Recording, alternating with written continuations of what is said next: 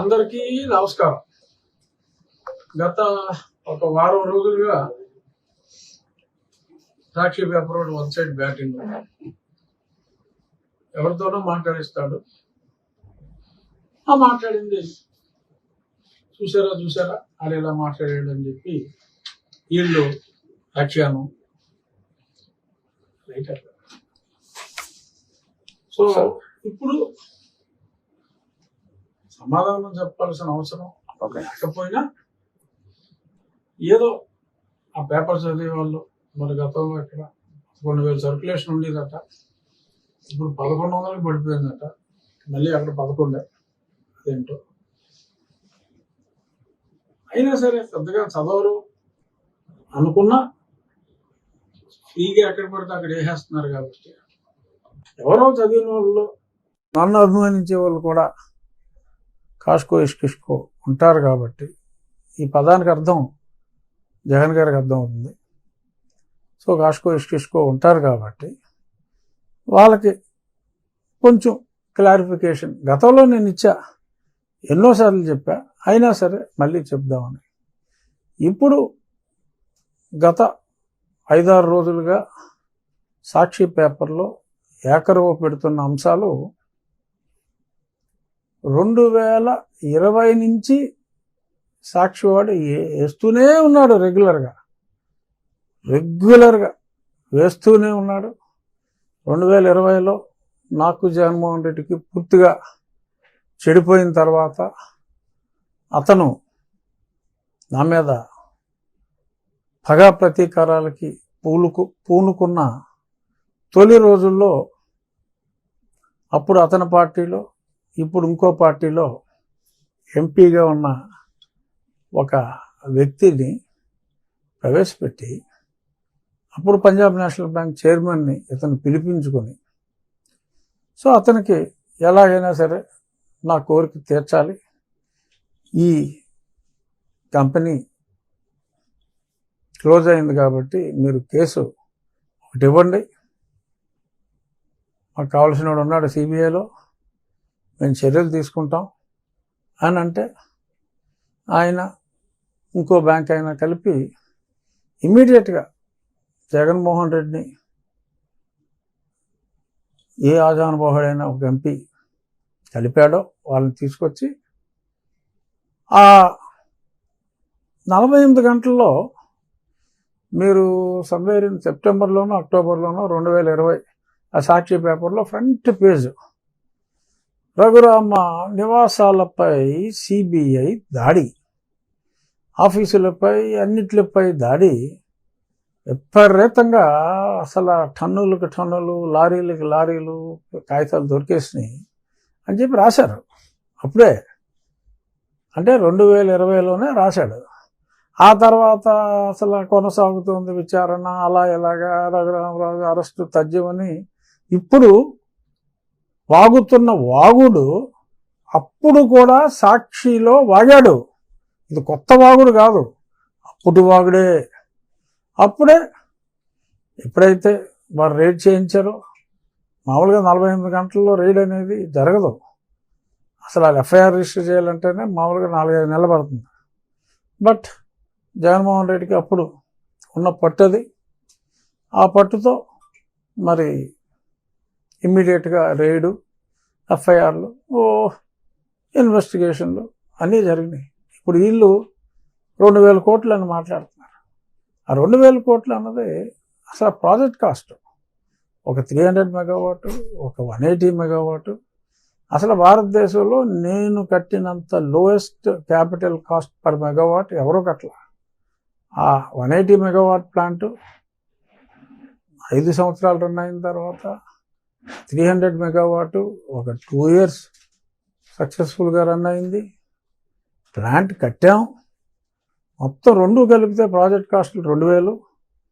అందులో డెట్టే ఒక 500 కోట్ల నుంచి 600, ఈక్విటీ ఒక 550 కోట్ల నుంచి 600 కోట్లు ఉంటుంది. ఆ మిగిలింది డెట్.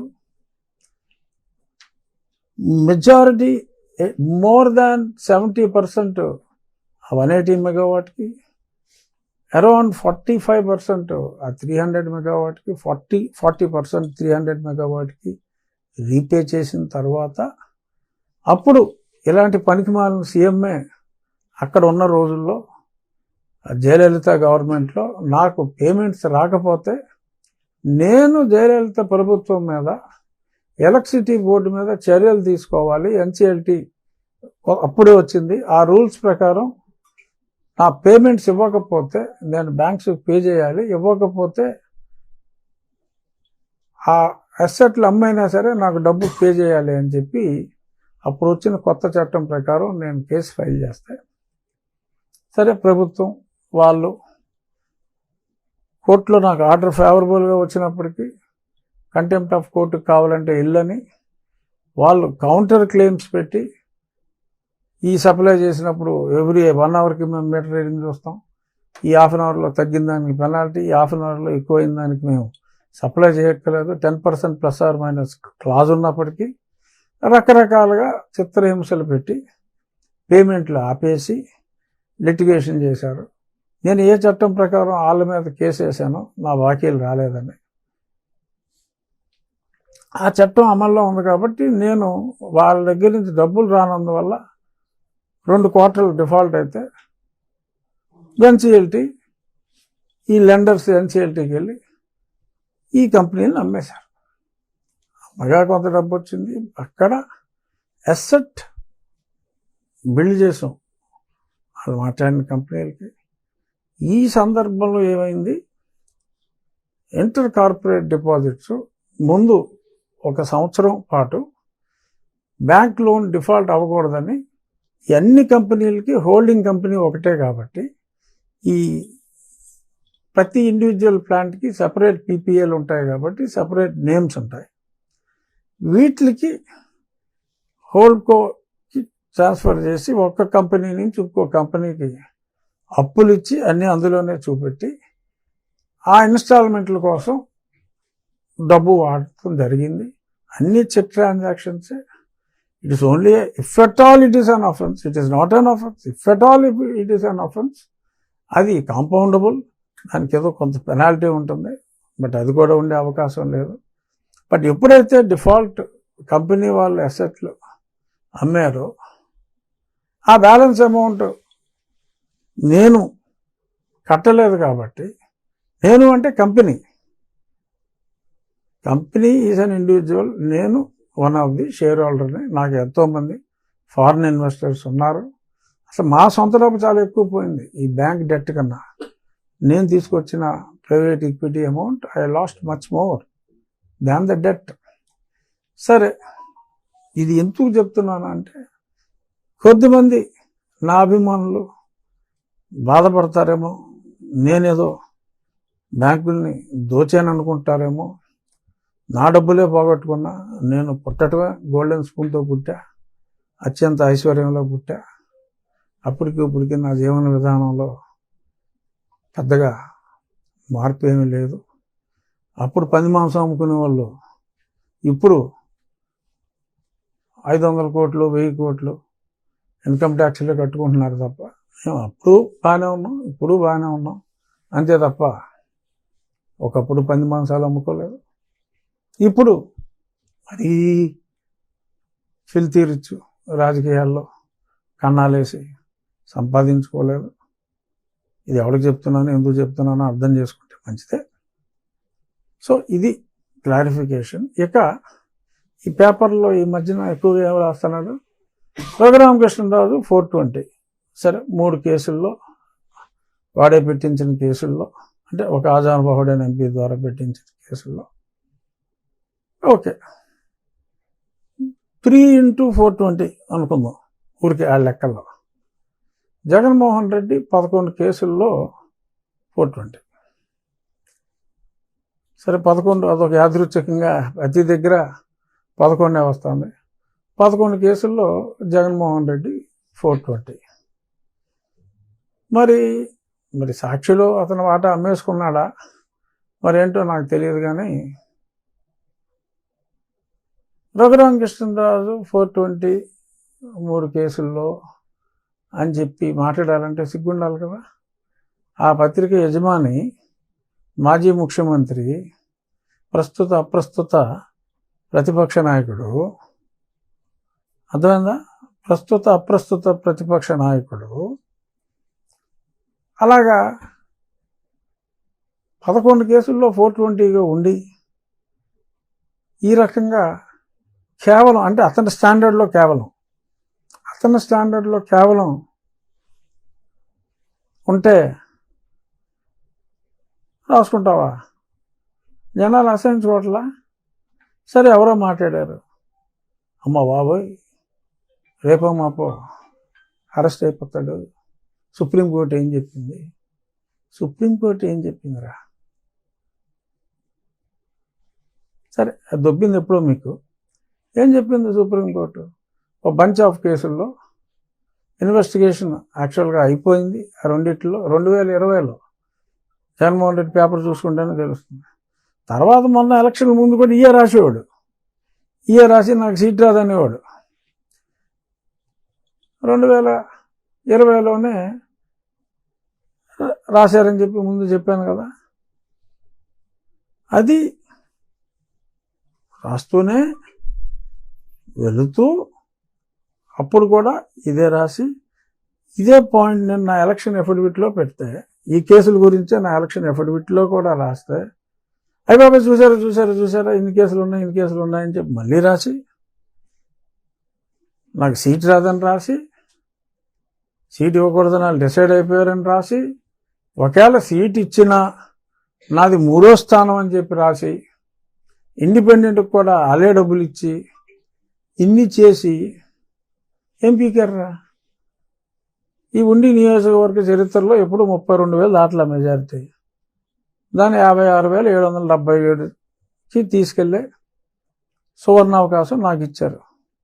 అప్పుడు ఓడిపోతామని అన్నారు, 20 నుంచి అరెస్ట్ అవుతామని అన్నారు. మధ్యలో అది తెలంగాణలో ఆ పోలీసు అతను విత్డ్రా చేసుకున్నాడు మొన్న, తప్పైపోయిందని. ముస్లిం ఫారూక్ అన్నవాడితో నా మీద నన్ను లేపుకెళ్ళిపోవటానికి స్కెచ్ చేసి ఆన్ని నా సిఆర్పిఎఫ్ వాళ్ళు అప్పచెప్తే నా మీద కేసు పెట్టించి ఇక్కడ కోర్టులో మేనేజ్ చేసి, సరే ఫైనల్గా సుప్రీంకోర్టులో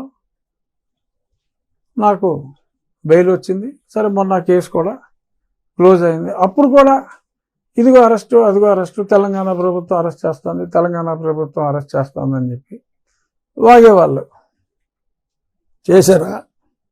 దానికి ముందు ఎవరో ఒక స్వామీజీ కేసీఆర్ గవర్నమెంట్ని డీస్టెబిలైజ్ చేయడానికి ఏదో ట్రై చేశారని చెప్పి, ఏదో అప్పుడు వాళ్ళు రాజకీయ వ్యూహంలో ఆ స్వామీజీని అరెస్ట్ చేసి, సరే నాకు హిందూ మతం అంటే ఇంట్రెస్ట్ కాబట్టి, ఆ స్వామీజీ నాకు కాస్త పరిచయం ఉంది కాబట్టి, ఆ స్వామీజీతో నేను దిగిన ఒక ఫోటోని వీడి సాక్షి పేపర్లో వేసేసి, ఇదిగో ఈ కాంటాక్ట్ ఉంది, రేపో మాపో స్వామీజీని అరెస్ట్ చేసినట్టే నన్ను కూడా అరెస్టు. తెలంగాణలో బీజేపీ ప్రభుత్వం స్థాపించడానికి ఏంటి, వాళ్ళకి 4 ఉన్నాయి ఇప్పుడు ఎమ్మెల్యేలు. తెలంగాణలో బీజేపీ ప్రభుత్వం స్థాపించడానికి రఘురామకృష్ణరాజు కుట్రని సాక్షుడు రాసేసి నన్ను అరెస్ట్ చేసేస్తున్నారని చెప్పి నోటీస్ కూడా ఇచ్చేశారని, సాక్షి సపోజ్ ఇవాళ డేట్లో రాస్తే ఆ నెక్స్ట్ డేట్లో నాకు వచ్చింది నోటీసు. అంటే వీడు ఇమ్మని చెప్తే ఆ నోటీస్ పంపేశాడు అనుకున్నాడు ఈ సాక్షుడు. ఒకరోజు ముందే చెప్పేశాడు సాక్షిలో నోటీస్ వచ్చిందని. ఆ తర్వాత డేట్లో వచ్చింది. నేను అడిగా ఆ పోలీసు వాడిని, ఎరా సాక్షిలో ముందే వచ్చిందిరా, ఆ తర్వాత డేట్లో ఎలా వచ్చిందని. ఆ తర్వాత విజ్ఞత కలిగిన కేసీఆర్ గారు, సారీ మీకు ఇచ్చిన నోటీస్ ప్రకారం మీరు రావక్కర్లేదు, అవసరమైతే చెప్తామని చెప్పి మళ్ళీ నన్ను ఏంటి 4 ఉంటే నేనంట స్వామీజీతో కలిసి పడగొట్టేసి ప్రభుత్వాన్ని స్థాపిస్తారంట. మరి బీజేపీ 4తోటి ప్రభుత్వాన్ని స్థాపించాలన్న తీవ్రమైన ఆ గొల్లలాంటి కోరిక నాకుంటే మరి మొన్న నాకు ఎంపీ సీట్ ఇచ్చారా? ఇవ్వలేదుగా. ఆ బీజేపీ వాడు పార్టీలోనే జాయిన్ చేసుకొని అన్నాడు కదా, నన్ను అందరికీ తెలిసిన రహస్యమే కదా.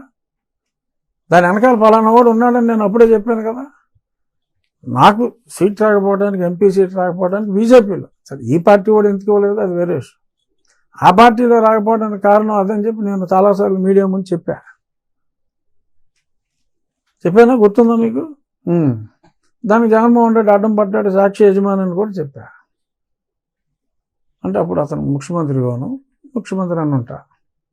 సో ఇవన్నీ నా మీద ఎప్పుడైతే అతని విధానాల మీద నేను దాడి మొదలెట్టానో అప్పటి నుంచి ఈ దాడి కంటిన్యూ అవుతూ ఉంది. 10 సార్లు సాక్షి పేపర్లో ఎప్పుడు అవకాశం వచ్చినా వేసి సరే మధ్యలో అయితే నన్ను పట్టుకుపోయాడు, చంపాలని చూశాడు. సునీల్ కుమార్ ఈ బ్యాచ్ అందరూ కలిసి నన్ను చంపాలని చూశారు. సరే అసలు మేము అసలు ముట్టుకోలేదు, రామరామ అని అబద్ధాలు ఆడారు. ఆ విషయం గురించి చెప్తున్నా. పాట్నాలో స్టే టెంపరీగా సునీల్ నాయక్ అన్నాడు స్టే తెచ్చుకుంటే, సరే నేను ఇంప్లీడ్ అయ్యాను. అయినప్పుడు అక్కడ కొన్ని కాగితాలు ఫైల్ చేశారు. ఇక్కడ ఇన్వెస్టిగేషన్ చేస్తున్న ఆఫీసర్లు ఎవరో మన దామోదర్ ఎస్పీ ఆయన ఇన్వెస్టిగేషన్ చేస్తున్నారు కదా, అందులో స్పష్టంగా డాక్టర్స్ ఎవరైతే రిపోర్ట్ మీద సంతకం పెట్టారో ఫలానా ప్రభావతి మాతోటి బలవంతంగా సంతకం పెట్టించింది అని డాక్టర్లు క్లియర్గా 164 కోర్టులో స్టేట్మెంట్ ఇచ్చారు. సంతకం పెట్టు అంతే, నువ్వు చూడాల్సిన పని లేదు అని బలవంతంగా సంతకాలు పెట్టించారని ఇచ్చారు.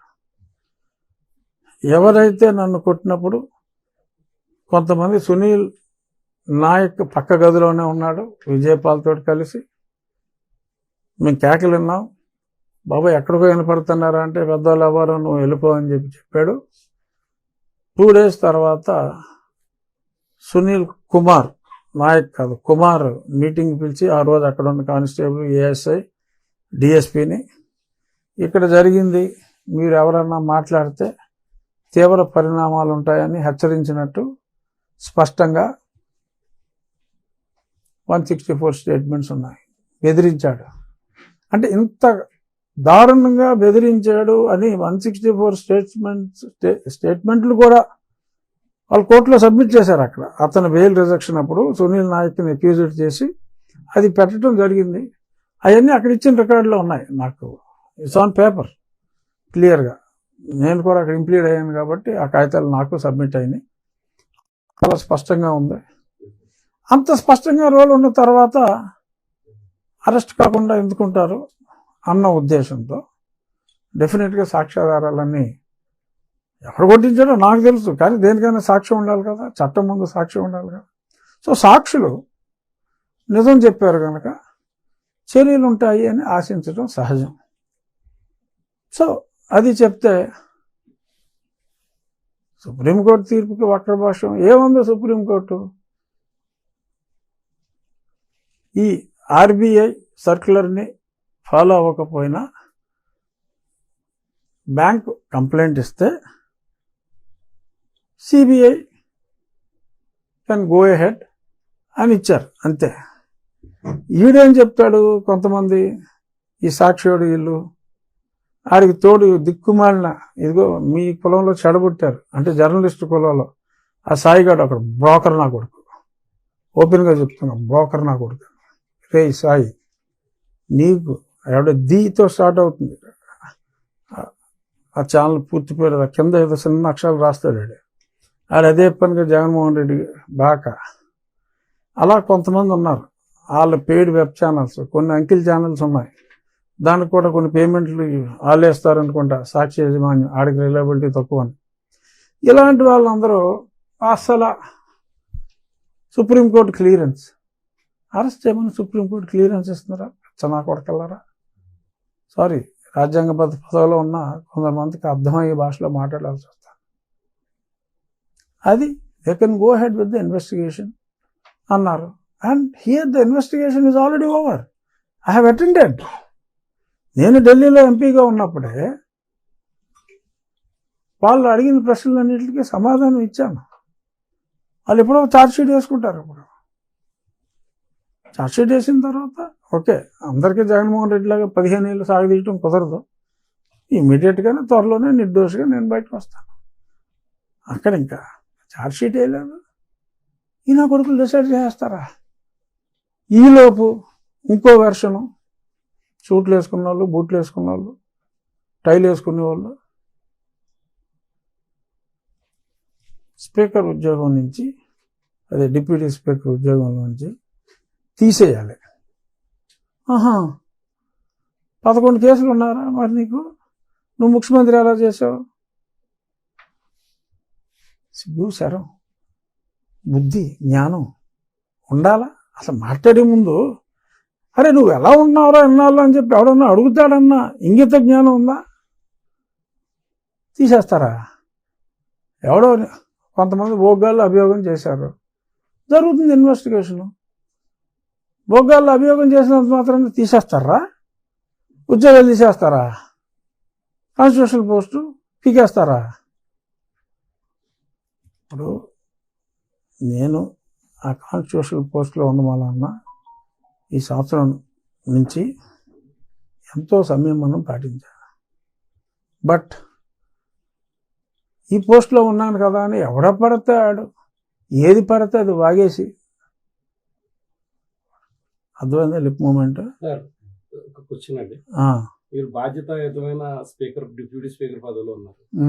మరి ఉన్నప్పుడు సమాజంలో అందరినీ సమానంగా చూడవలసిన బాధ్యత మీ మీద ఉంది. చర్చలు ఎందుకు టార్గెట్ చేస్తున్నారు?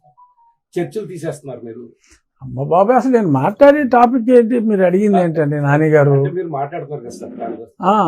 ఆగండి అయితే ఒక 2 నిమిషాలు, ఇది తొందరగా ఫినిష్ చేస్తాను, దానికి వద్దాం. సో ఇప్పుడు ఇక్కడ సుప్రీంకోర్టు చెప్పిన దానికి వీళ్ళు వచ్చేటట్టు మాట్లాడేసి మధ్యలో చేతుర్లు మీరు తాగుతూ అదే మంచినీళ్ళు. So jokes enjoyed, fine. కొందరు వ్యక్తుల పేర్లు కూడా మాట్లాడుకోవటం అనవసరం, నేను మాట్లాడను. My attack is only on former chief minister and present MLA of Pulivendula, only limited to his ownership on Sakshi and his dirty writings. దాని వరకు కొందరు నా అభిమానులు డెఫినెట్గా అతనికి ఒక మతం సపోర్ట్ ఉండుండొచ్చు. మీరు మతం అన్నారు కాబట్టి గుర్తొచ్చింది నాకు. అతనికి ఒక మతం సపోర్ట్ ఉండవచ్చు. నాకు సమాజంలో ఎంతోమంది నాకు సపోర్ట్ ఉన్నారు. వాళ్ళ మనోభావాలు ఏమన్నా ఈ తింగర రాతలు చూసి దెబ్బతింటాయేమో అని చెప్పి బాబు వరి కావద్దు. జరిగింది ఇది, నన్ను నేను డిఫెండ్ చేసుకోగలను. Absolutely no issue. I'm fighter. నువ్వు నన్ను చంపాలని చూసినా బయటపడ్డావు అంటారా?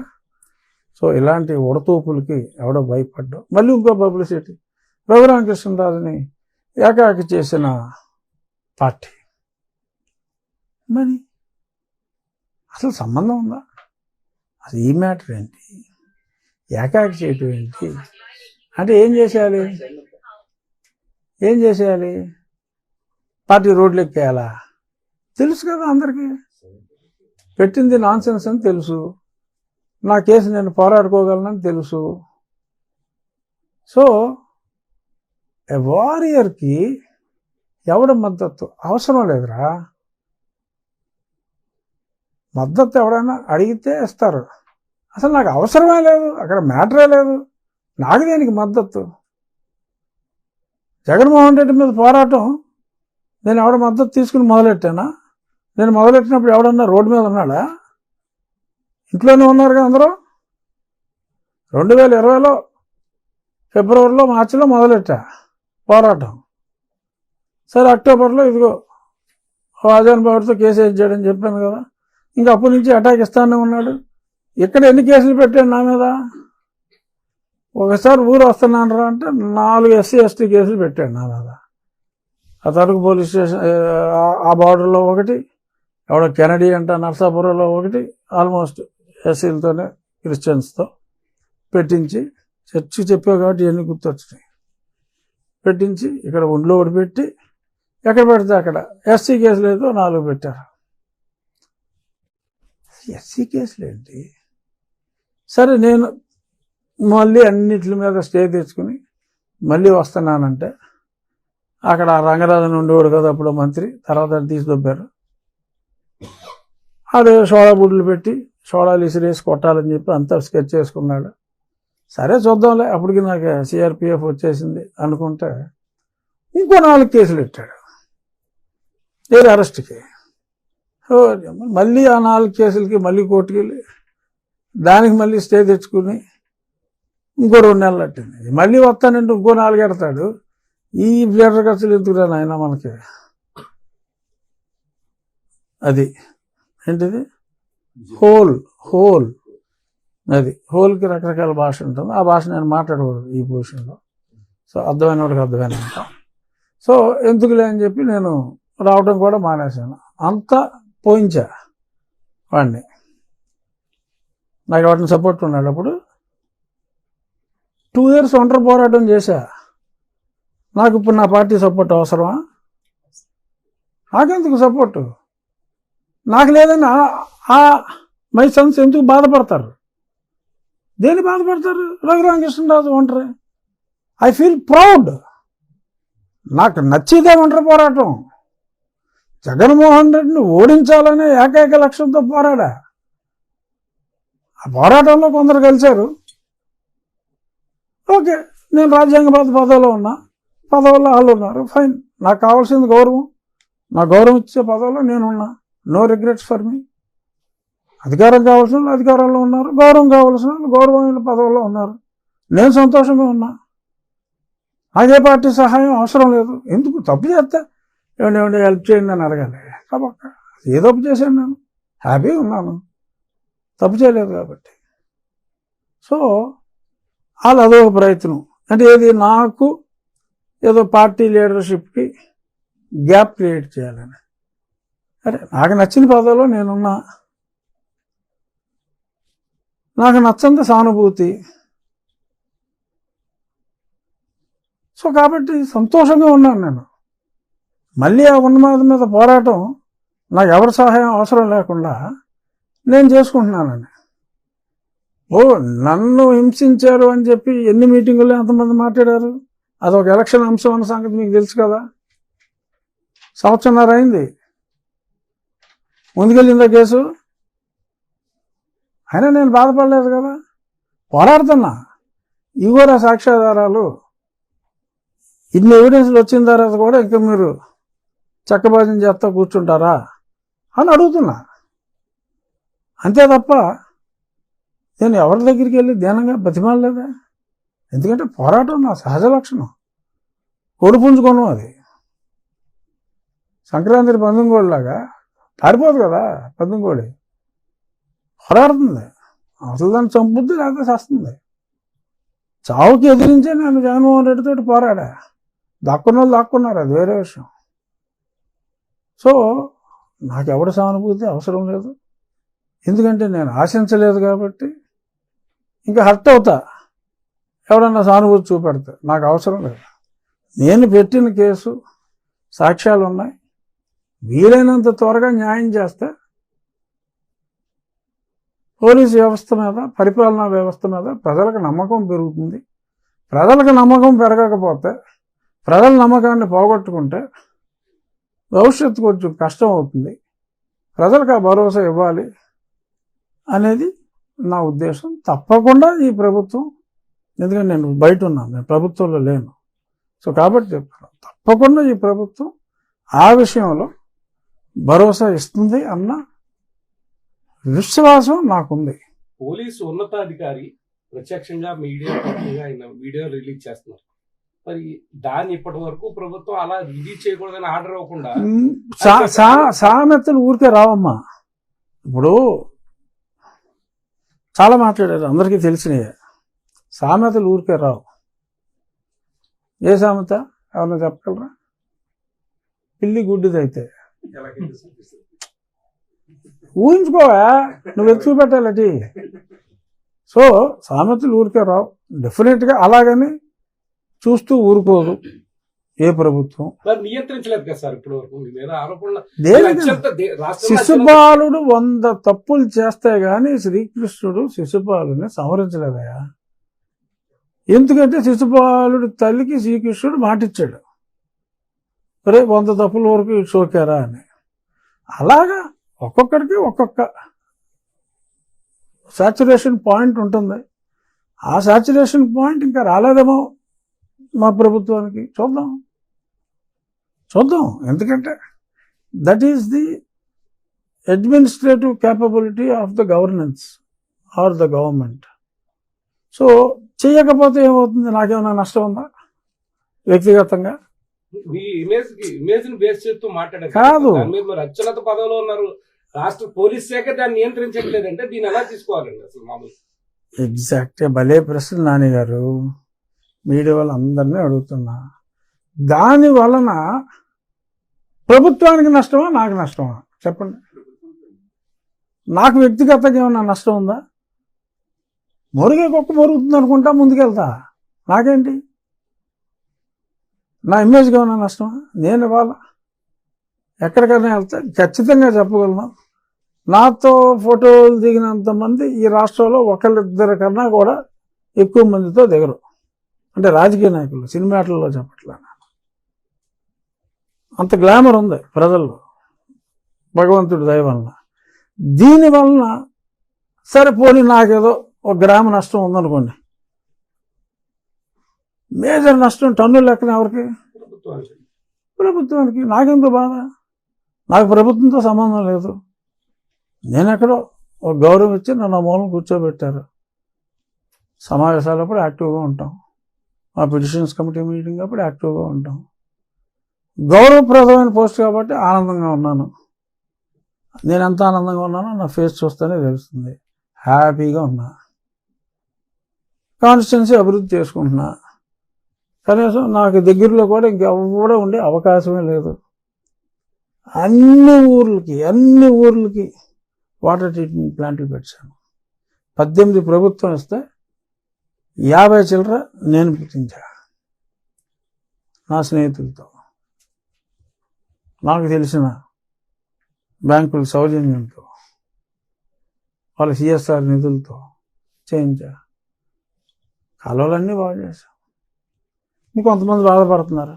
ఆ కాలువలు బాగు చేసే క్రమంలో కొన్ని చర్చలు కూడా కాలువ మీద ఇటు నుంచి అటు వేసేస్తాయి, కాలువల మీద ఇల్లు పెడితే ఆ సిపిఎం గోపాలం గారు బాధపడుతూ ఉంటారు.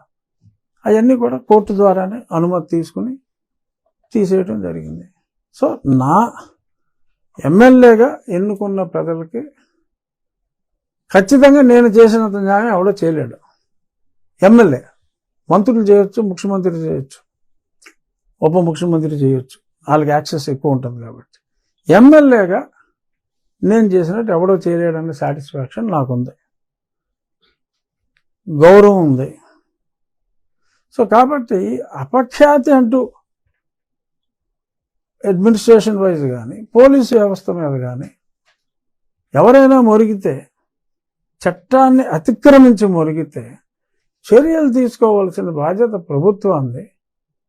అప్రతిష్ట వస్తే ప్రభుత్వానికి వస్తుంది తప్ప నాకు అప్రతిష్ట వచ్చే అవకాశమే అతి తక్కువ. మామూలుగా ఓకే, అతని ఫాలోవర్స్ ఎవరన్నా నమ్మి ఏదో అనుకోవచ్చు. దానివలన టెంపరీగా నేను ఒక స్టెప్, కొద్దిమంది దిక్కుమాలిన వారి విషయంలో ఒక రవ్వ తగ్గిన అల్టిమేట్గా అది 10 వేగంతో పెరగటానికి నాకు దోహదపడుతుంది తప్ప ఈ జరుగుతున్న పరిణామాల్లో నేను సంతోషంగా ఉన్నాను. నాకు ఏమీ ఫరక్ పడదు. బట్ ఒక కర్తవ్యాన్ని గుర్తు చేసుకుంటున్నా.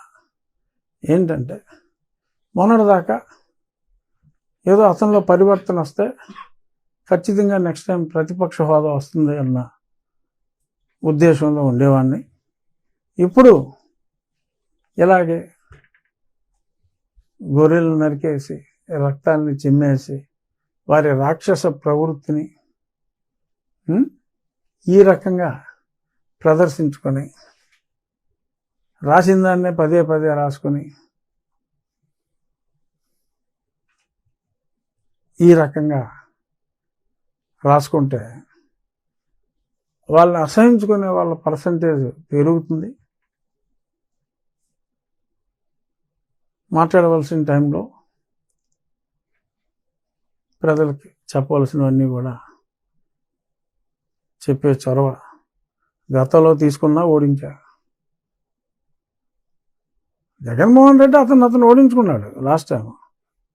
బట్ అతను ఎందుకు ఓడించాలనేది 2 ఏళ్ల ముందు అందరికీ అర్థమయ్యేలాగా చెప్పాను నేను. 20 నుంచి ఎవడన్నా మాట్లాడా? లేదుగా.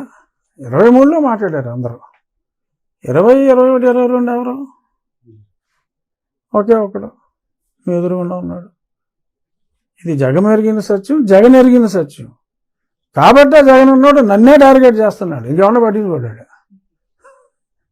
నాకు సరదా.